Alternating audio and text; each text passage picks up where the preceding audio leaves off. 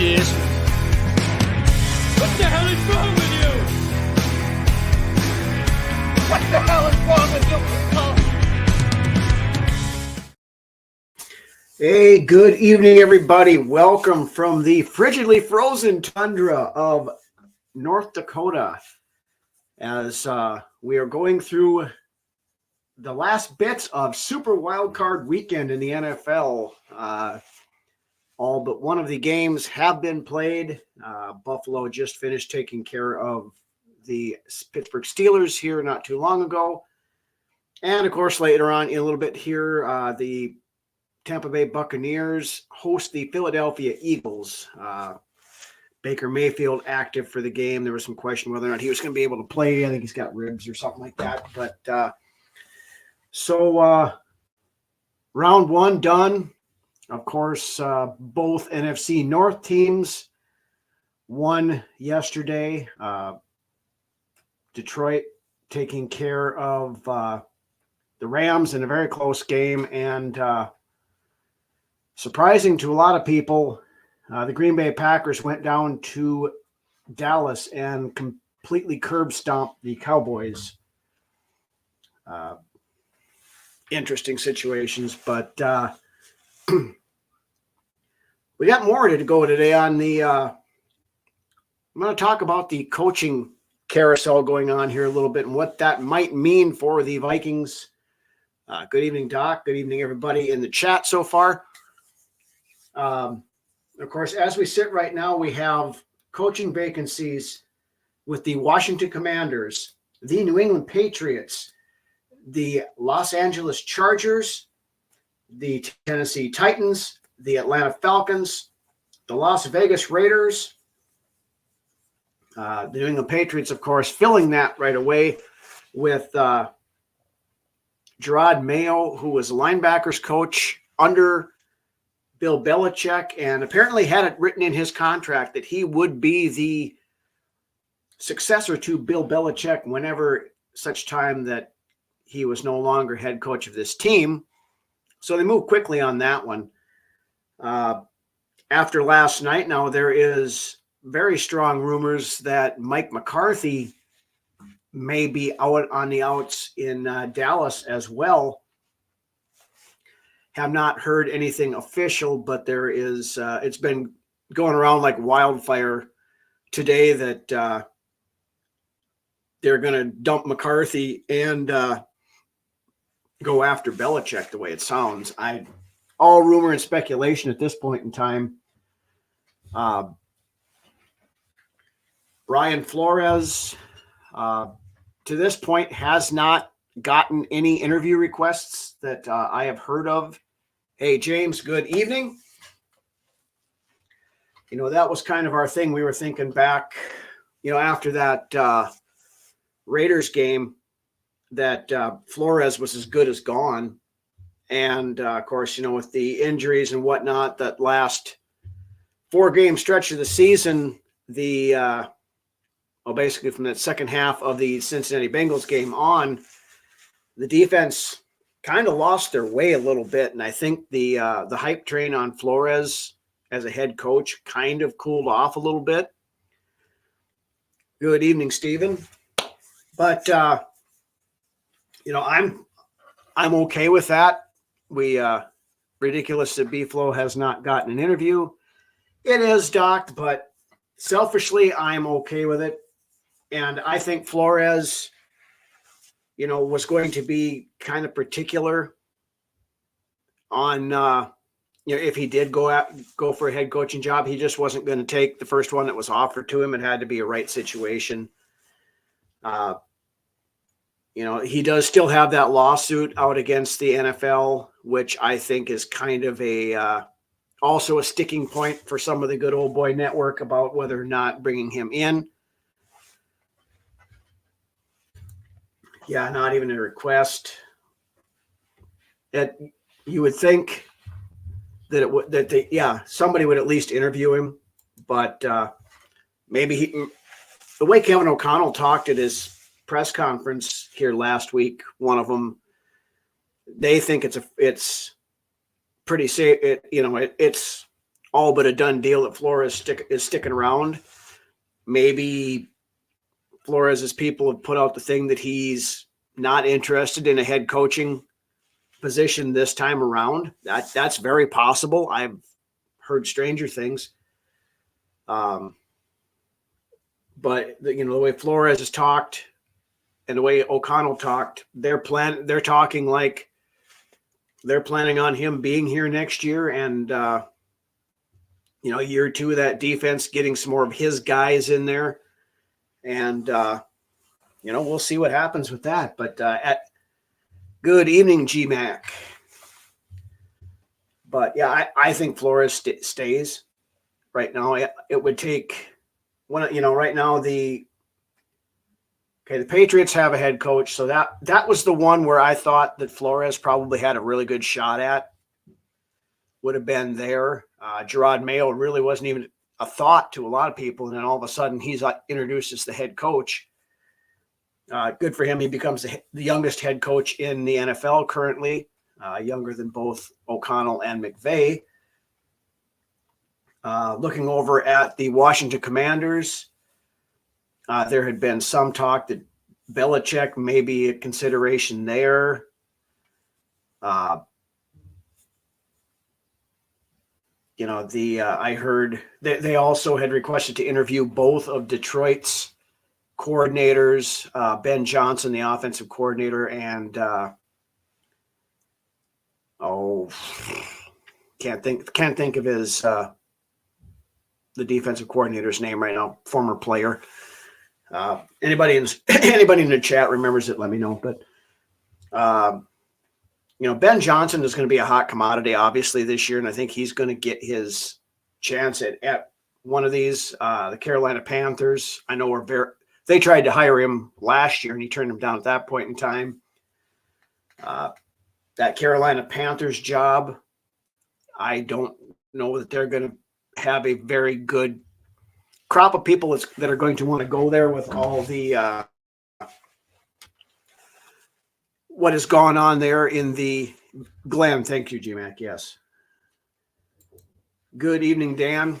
But yeah, Carolina Panthers. David Tepper is quickly becoming the next Dan Snyder type owner in the NFL. I mean, the guy has had 9 head coaches, counting the interim guys, since he took over the team and bought it in 2019, if that tells you anything.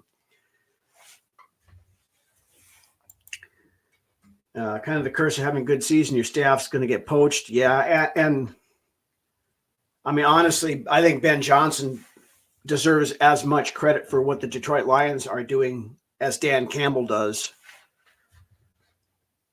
How terrible it will be for Flores when he has Hunter, Wilkins, and Sweat to bust up quarterbacks in a few months.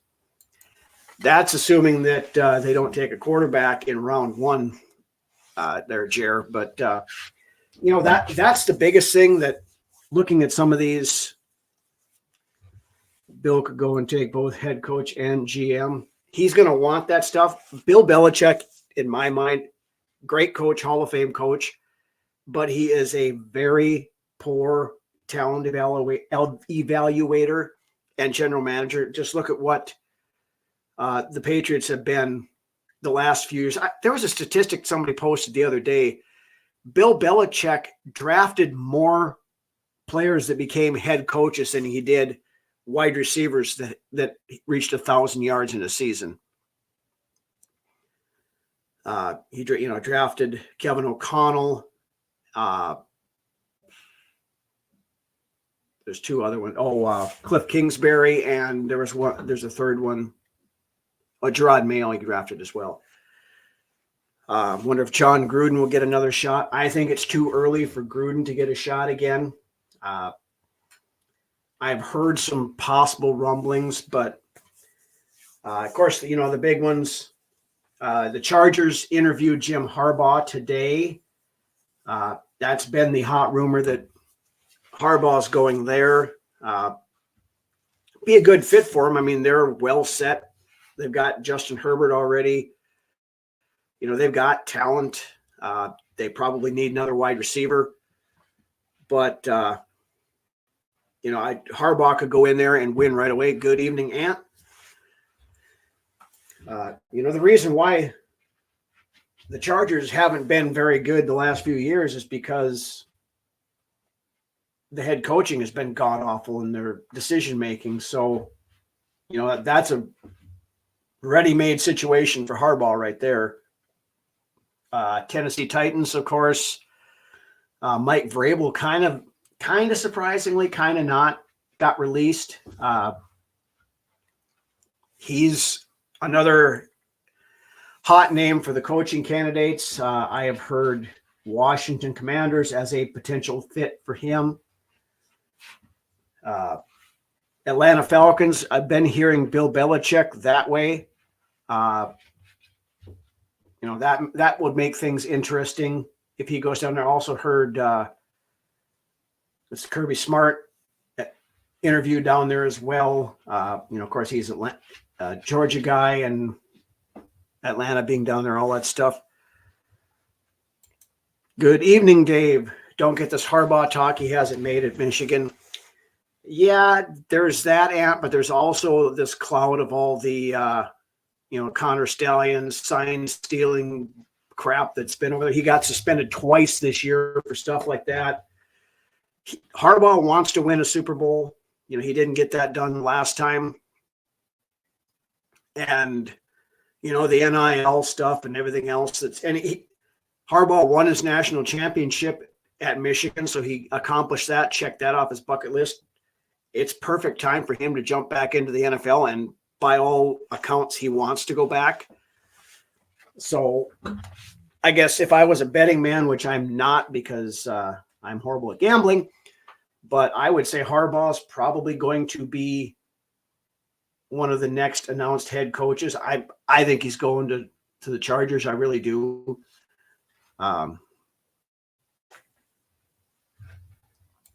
What team has a head coaching vacancy good enough to go to the Super Bowl anytime soon? The Chargers right now are the top one. I mean, Washington needs to be rebuilt from the ground up. Patriots need to be rebuilt from the ground up pretty much. They got young head coach there, so he's going to get some time. Tennessee, they need quite a bit. They got a young quarterback, veteran wide receiver, but not a whole lot else there. Atlanta's got a ton of weapons. Good evening, Chuck. Atlanta's got Bijan Robinson. They've got the unicorn. They've got wide receivers. They've got plenty of stuff there with good quarterback play. They're definitely ready to contend, I think. The Raiders, it sounds like Antonio Pierce is closing in on getting the interim label removed and becoming the next head coach, which I think he deserves it there. They made that mistake the last time when they had Rich Bisaccia as their interim after Jay Gruden got fired, or John Gruden, sorry. And, they passed on him to go for the name with Josh McDaniels and paid dearly for it. So I think they learned their lesson on that one. GM job in Boston still open. Yes, it is. I have not heard what they're planning on doing there. They're obviously not going to give Mayo the, full control over personnel and stuff, being this, he's that young and inexperienced in the whole situation. Excuse me. What's missing from all those teams? Franchise quarterback. Yes, GMAC, and that is probably what the biggest effect the coaching carousel is going to have on the Vikings, more than, from a coaching standpoint. But, we start looking at Washington Commanders. They have Sam Howell. Are they going to take a quarterback? I would guess, unless somebody like Ben Johnson goes in there and thinks that he can do something with Sam Howell, the Commanders would be definitely looking at a quarterback. I've heard they really like Caleb Williams. Of course, that was the old regime. What does the new regime like? That remains to be seen yet. The Patriots, Mac Jones, obviously not the answer there. Not Now, if Belichick had stayed, I would think that the Patriots would have made a push for a veteran quarterback of some sort instead of going with a rookie. Now, with a young rookie head coach, it makes a lot more sense for the Patriots to go after a young quarterback as well. Chargers, they obviously don't need a quarterback. Tennessee got Will Levis last year. It's all going to depend on what the their next head coach wants. There could be looking there. Atlanta definitely needs a quarterback. Of course, the hot rumor is that if Kirk Cousins does not re-sign with the Vikings, likely destination for him would be Atlanta. I'll have also heard that New England was a possibility, especially if Belichick had been there.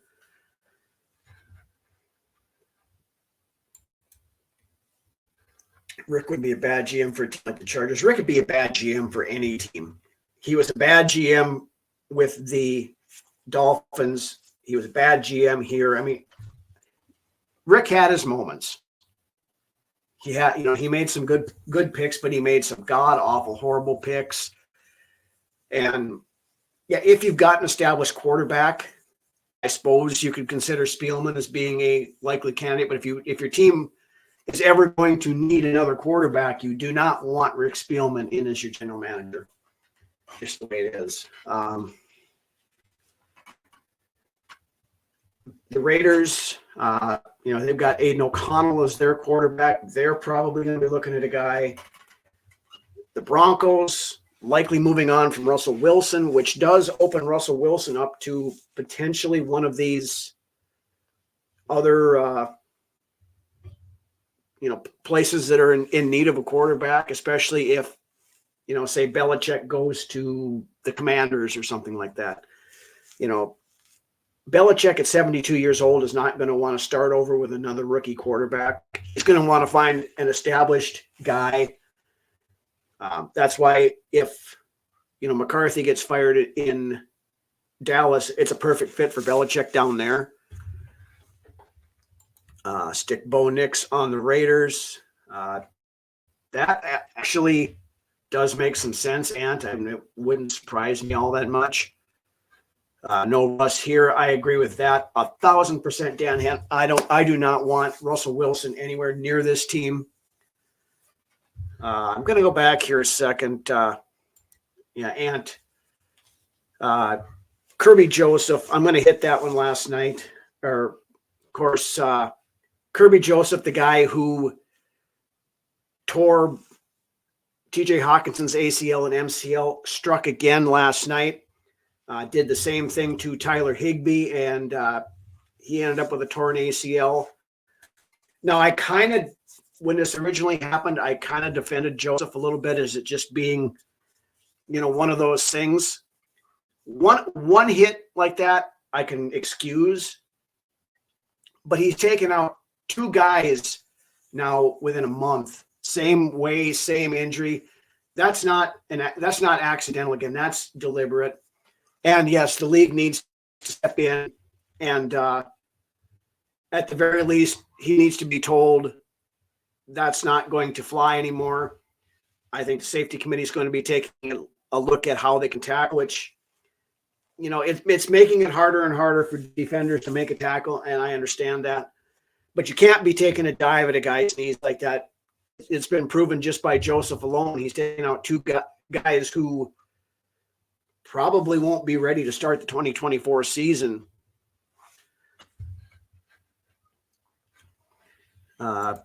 Peyton deserves Cousins. I could actually see that as a pairing. Is it likely? I don't know. But it's a possibility. So it's, the quarterback thing is going to be big, I think, here. Chuck, you're right about Kirk's options, which means Vikings should not overpay if they decide to bring him back. I agree on that 1,000%, Chuck. I'm okay with bringing Kirk back on a 1 to 2 year deal, as long as that deal with Cousins does not prevent us from, re-signing a Danielle Hunter, getting a Justin Jefferson extension put in. We got to look at Christian Darrisaw here. I mean, Darrisaw, I think they won't deal with his contract this year. They'll wait until next offseason to do that. They made those hits on the O-line illegal. You do the same thing with receivers. Dave, I agree with that 100%. Disgusting act. Good evening. I think having two teams win playoff games in the division might just make us worry about being good in 2024 and not worrying about quarterback of the future. That is a great question, and I've seen it posed a couple of times. I hope not. I can see the Wilfs thinking that way. But for Kwesi and KOC's sake, I hope that they do not think that way. Because if you are going to forego setting up for the future again, the Vikings are in the best position they're probably going to be in for quite a while to get a quarterback in a great quarterback class. I mean, if they resign Cousins to a 2 to 3 year deal, okay, great. With Kirk, we know your ceiling is probably 9 to 10 wins. 9 wins, let's say. So you finish at 9 and 8, you're picking 15th to 20th. You do a little bit better, you make the wild card round, you're picking 22nd, 24th, somewhere in there.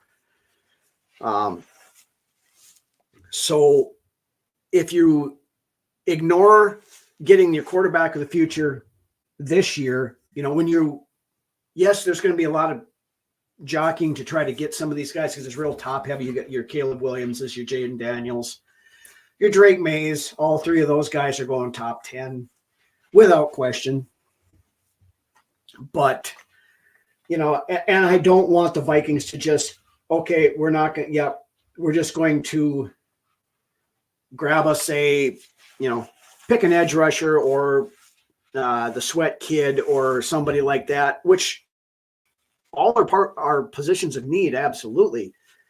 But then it just, we're just going to wait. And then, if I'm a JJ McCarthy or a Bo Nix or somebody falls, at the end of the first round or in the second round, then we'll get our quarterback there, or, worse yet, picking a guy in the mid rounds again, hoping that we can,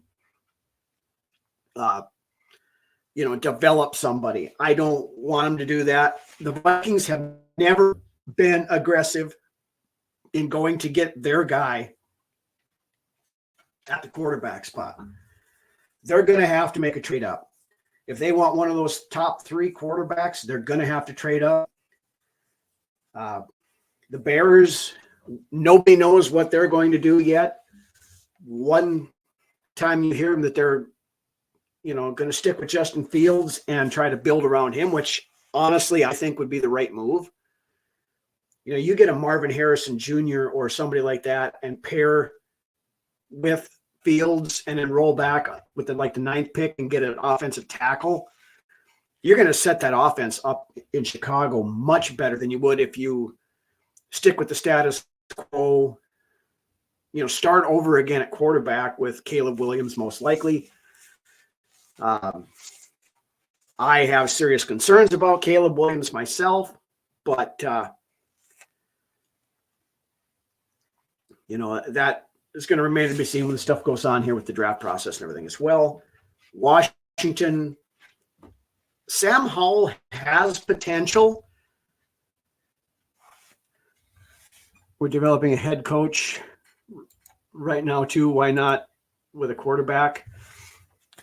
Yeah, you're not wrong, GMAC. And I think that the ideal situation for the Vikings at the quarterback position, at least, would be Kirk Cousins on a 1 to 2 year extension, but still going up, trading whatever you need to do to get up into that. If you can get up into the top 3 with somebody up there, there's a very strong possibility that you could, Washington needs a ton. You could say, okay, Washington, we're going to sell you the farm. You're getting 3 number 1 picks or whatever for us to move up, whatever the package might be. Good evening, Brian, by the way. So you could say, okay, Washington, here's our package. We're selling the farm. We're moving up to number 3 so we can get one of those top 3 quarterbacks. Because it's very possible those 3 guys are all gone in the top 3. Howell and Brissett are sufficient enough. Are they? I don't know, Ant. And I don't know, it's going to depend on who the next head coach is, whether they think that there's something there with Sam Howell. But say the Vikings can move up and trade with Washington. Okay, you're going to get all that stuff. Washington still is back at 11 where they can pick, wide receiver, or, they need to replace their edge rushers because they got rid of both Montez Sweat and Chase Young. So there's, a Jared Verse or somebody back at that area. So,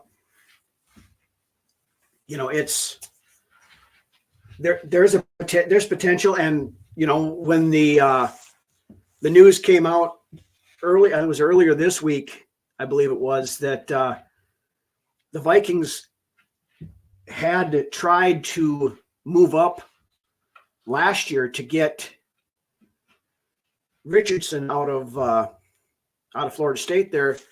They said that the reason why they didn't get it was because they thought the Vikings were going to be too good, and the picks that they were going to get were going to be late round picks, and they wanted earlier round picks.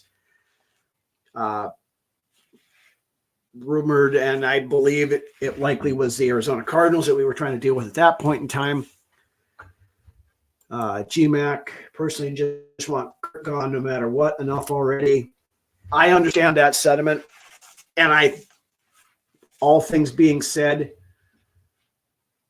I'm not going to lose any sleep over Kirk Cousins being gone if he does not resign.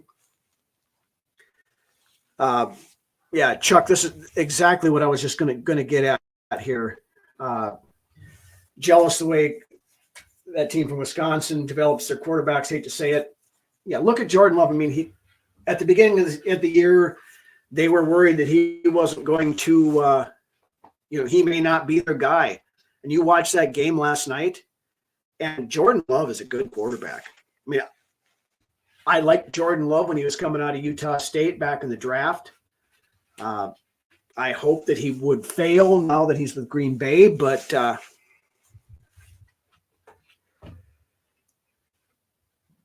Anthony, it was reported the Vikings were trying to get Richardson last year. I know you don't like Richardson because he plays for your rival, the rival to your school, but that was the case. They were going after Richardson. They just couldn't get him. Washington picks a quarterback at 2. They'll trade Howell for a late round pick. That's something else in consideration. I personally don't see enough in Sam Howell. And again, I don't want to go into the whole Vikings continuing the cycle of, we're just going to go grab somebody else's failed experiment and hope we can change him into a starting quarterback. Can Howell be a starting quarterback? Maybe. I don't know.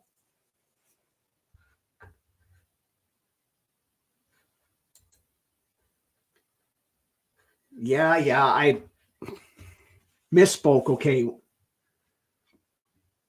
Went to Florida. Yes, I know.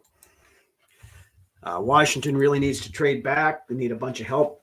I would think that would be a very strong possibility. Also a strong possibility with the New England Patriots at 3. They need a lot of stuff too.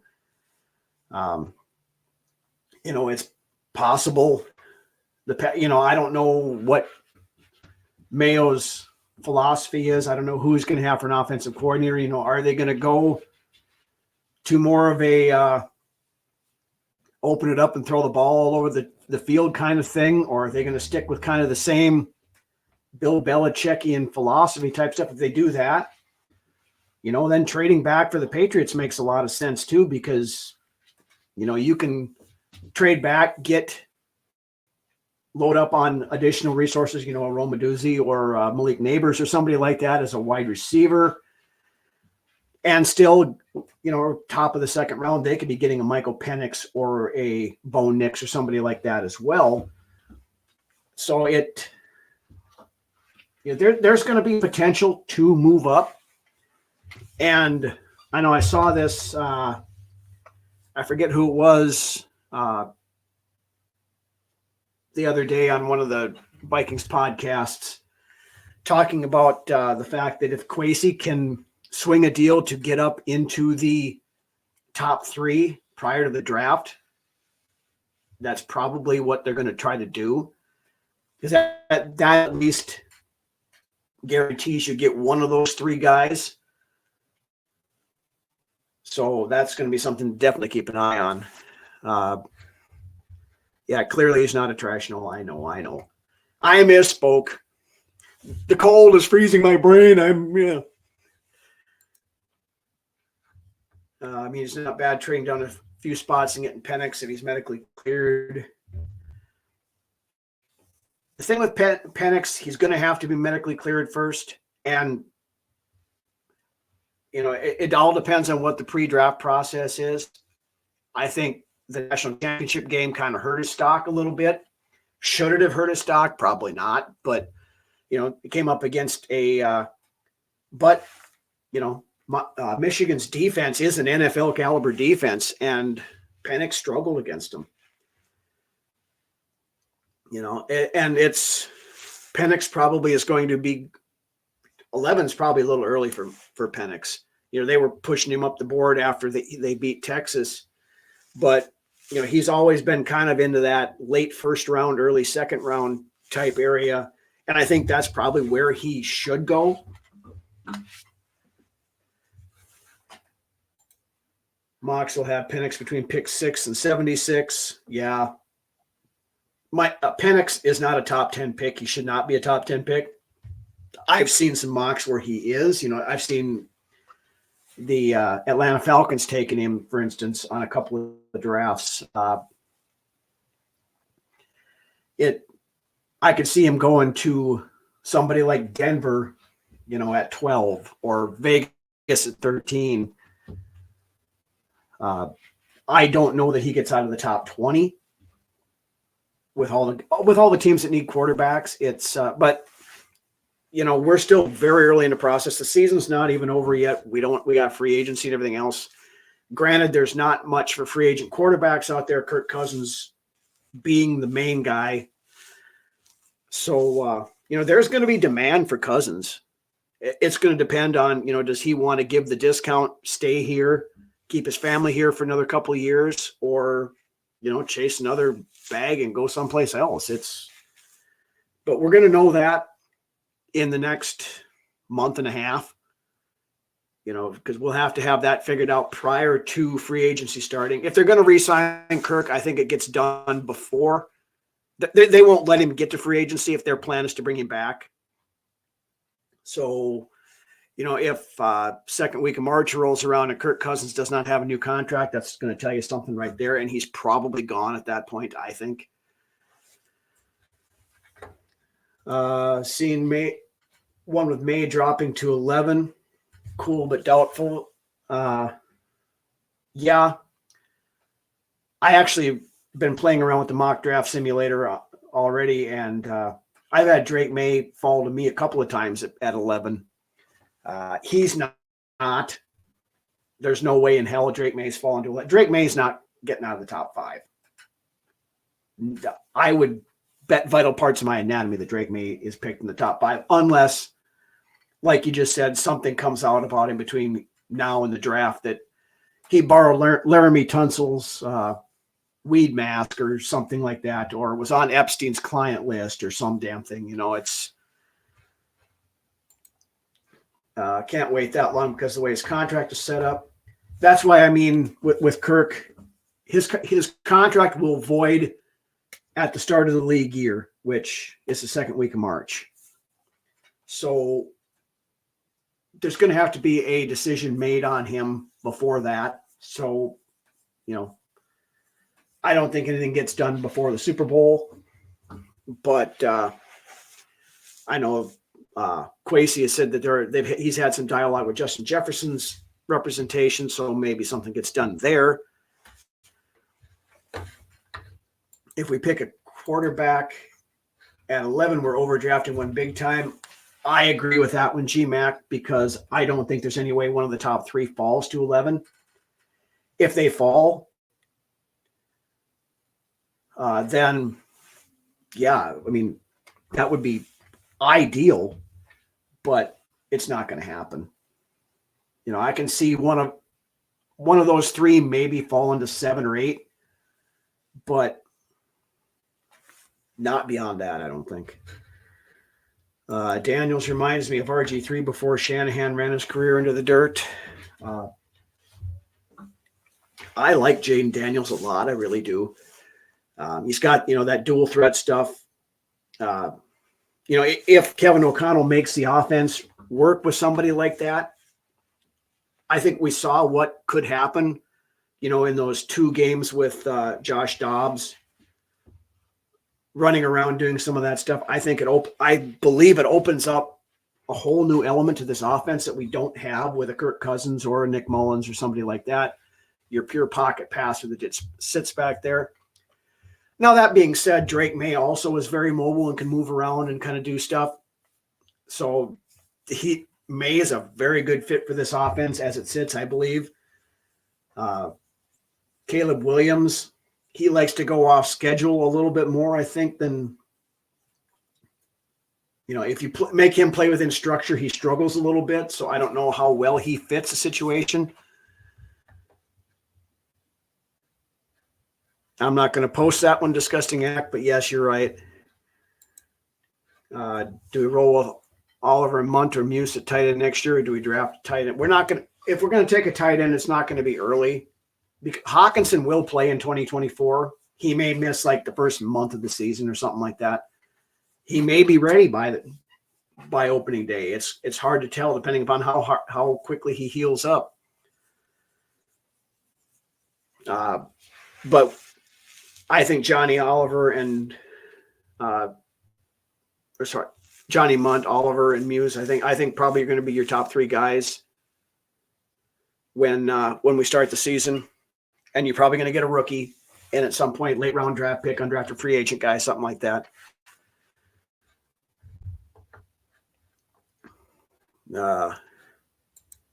Exactly why pick a second tier quarterback at 11. Yeah, I agree with that. If you don't get one of your top 3 guys, you don't take a quarterback at 11. McCarthy, Penix, Nix, any of those 3, that's, your second tier guys are not worthy of that pick 11. I mean, you're going to look at 15 to 20, so you can move back 5-6 spots and gain an extra pick. Absolutely, you do that at that point in time. Or you take an edge rusher or defensive lineman like the Sweat Kid or Laitu or Verts or one of the Alabama edge rushers at 11 and then move back into the end of the first round to grab your quarterback at that point in time. I can see that as a possibility as well. Not my preferred one, but I could see it happening. Jaden Daniels is not Dollar Tree Lamar Jackson Ant, so I'm not even going to go beyond that, but he's not. Imagine Kirk took over for RG3 and RG3 clone takes over for Kirko. Wish we could get that second pick. Yeah. And I think they're going to try to do it. They're going to try to get to, if they can get up to 2 or 3 right away, now or anytime between now and before the draft starts, I think they will. But we'll see what happens on that. Riley, like Nix, especially for O'Connell's offense, not sorry. Hey, well, there's a lot of people that like Bo Nix. I personally do not. I do not think Bo Nix is going to be a high-end starting quarterback in this league. Could he be a serviceable starting quarterback in this league? Absolutely he could. But just the stuff I've watched of him, they don't ask him to do a ton. He doesn't read the entire field all that well. Exactly on this, right? His screens and checkdowns, Yak account for a lot of his passing. That kind of flies against what O'Connell, O'Connell likes to go to the deep ball a lot of times to Jefferson, Addison, that other kind of stuff. That's where a guy like a Drake May, like a Jaden Daniels, like a Michael Penix are going to be better fits, I think, in the offense because of that.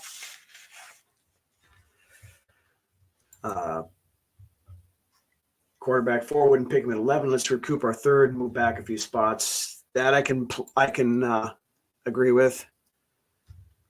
Brevin Spanford out of Minnesota, James Bell out of FSU, or Ben Snott out of Kansas State, and T in the later rounds. Yeah, I've seen Snott kind of falling back in like the 6th round, something like that.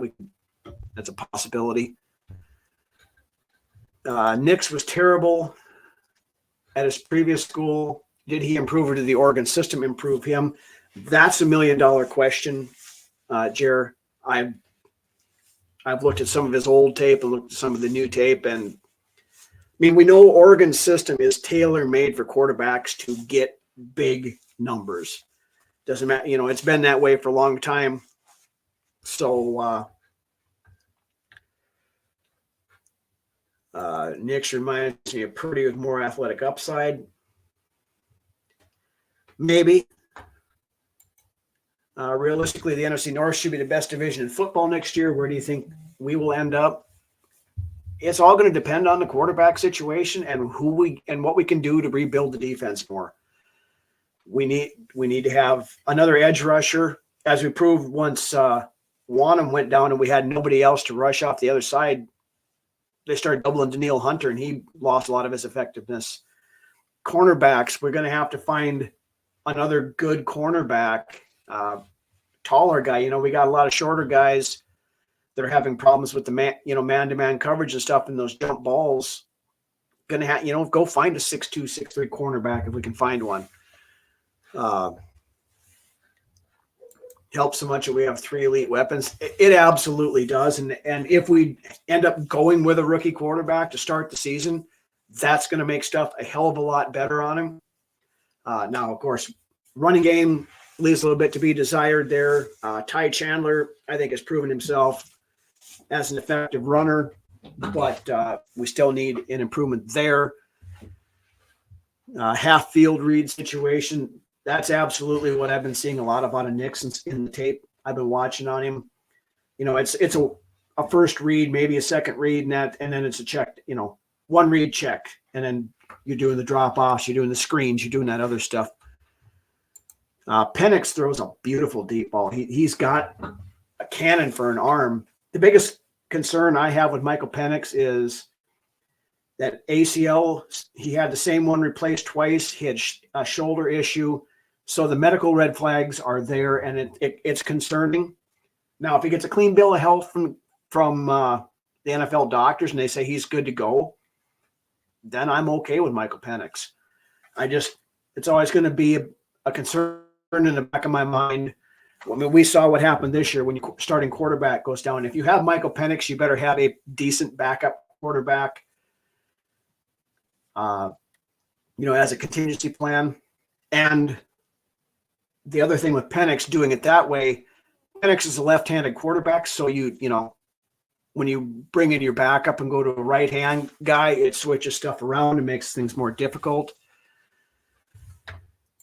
Biggest knock on Nix at Auburn, only operate outside of structures. Biggest knock at Oregon, he operate too much inside of structure if you can find balance. Yeah, that's a big thing. Texas Tech was like that until who was drafted. Yep. Penix won't be as good as Tua. Yeah, I honestly don't know. I don't. It's a toss-up, Ryan. He could be. I like Penix. I watched several Washington games this year, and I like the kid. I just have my concerns with him. Take care of the ball better too. That's absolutely. We take care of the ball this year. We're playing this weekend. It's as simple as that, and it's going to be interesting. We'll put it that way. But yeah, and with the draft stuff, once we get some clarity with this coaching carousel, who's where, what they're going to do, things like that, I think some of this is going to come a lot more in focus, and we're going to know, okay, who can we possibly trade up with? Who's definitely going to stand put and say, nope, screw you, we're taking a quarterback. Who's taking wide receivers? There's a lot, 3 very good wide receivers that all could go in the top 10. Marvin Harrison Jr. will go top 5, possibly number 1 overall if the Bears stand put. You got Rome Oduzzi from Washington. You've also got Malik Neighbors from LSU. Those 3 guys are probably your top 3 wide receivers right now. You've got a bunch of edge rushers. You've got a couple of cornerbacks. You've got 2 or 3 very good offensive tackles that could be going in there. So it's going to be interesting. Eagles looking flat again. Is there any score yet, Brian? I don't have the TV on here behind me when I'm during the show here, but get a chance to look up Brandon Dolros highlights. Yeah, I haven't got to the edge rushers yet. I've been kind of spending my time looking at the quarterback stuff, but edge is my next thing. The edge rusher, Leitu Ladu, I've heard. I haven't watched a lot of tape on him yet, honestly. I've seen him mocked to the Vikings in multiple mock drafts. I've heard people say he's potentially the best pass rusher out of this draft. I've also heard that said about Jared Verse, though. So it's he's a good guy, good rusher from what I know. Like I said, I need to watch some tape on him. I need to get into the edge rushers more. I just haven't had time to do that yet. So that's going to be another thing. And if we go quarterback in the first pick, we're going to need to go edge, defensive line, something, we need help both places. We need help at cornerback. Now, defensive line, there was a thing that came out on the Twitter machine the last couple of days that defensive tackle Christian Wilkins down in Miami is a free agent, and rumors that the Vikings and the Cardinals are both very interested in him. Of course, Wilkins was Brian Flores' first pick as head coach of the Dolphins, so there's a connection there, and I think probably would help us get him if we could do that. If we could get Wilkins in free agency, that opens up more positions in the draft that we can target for other stuff, edge, cornerback, things like that. Sweat, Dallas Turner's a dude. I like Dallas Turner. I think he's got very strong potential to be an impact player. I'm not sure where he's going to go. I've seen him all over the first round. Wilkins would be my dream free agent signing. He's probably number 1 on my list right now too, Riley. Honestly, I really like Christian Wilkins, and I think he would be a great fit in here. I know he would be because he's a Flores guy. He's going to command a pretty sizable contract though, so we would have to make that work in among the Danielle Hunters and the Justin Jeffersons and whatever all else. Starting to do that kind of stuff, that kind of pushes it again to we can't afford to spend a whole lot of money on Kirk Cousins kind of thing. So Yogi, good evening. The nose tackle from Baltimore, I like him as well. I think Wilkins probably has the edge coming here just because he is a Flores guy, though. Winfield leaves Tampa Bay, pair him with Metellus. That would be kind of poetic to finally get him back here after we passed on him, in the draft originally. Winfield's going to command another big contract, and I don't know that we're going to go after safeties so much as we're going to need cornerbacks, because we've got Josh Metellus, we've got Cam Bynum, we've got Theo Jackson, Jay Ward, and we still have Lewis Seen if we can figure out anything that, if he can amount to anything. He's running out of chances. So if he doesn't figure it out, I think he's done. Yeah. Baker running all over the Eagles. That's good to hear. I hope the Eagles are done tonight. I'll laugh my ass off if it happens. Give me 3 players: franchise quarterback, a mean and strong center, and a defensive tackle. That's another position I think we need to look at too. Now, this isn't a real great class as far as centers go, but upgrading the position, Garrett Bradbury played fairly well all year, but he's undersized and he gets pushed around. He held up quite well in pass protection this year, I thought, but opening those holes for the run game where he struggled. He still struggles against the Kenny Clarks and the Dexter Lawrences and those kind of guys of the world.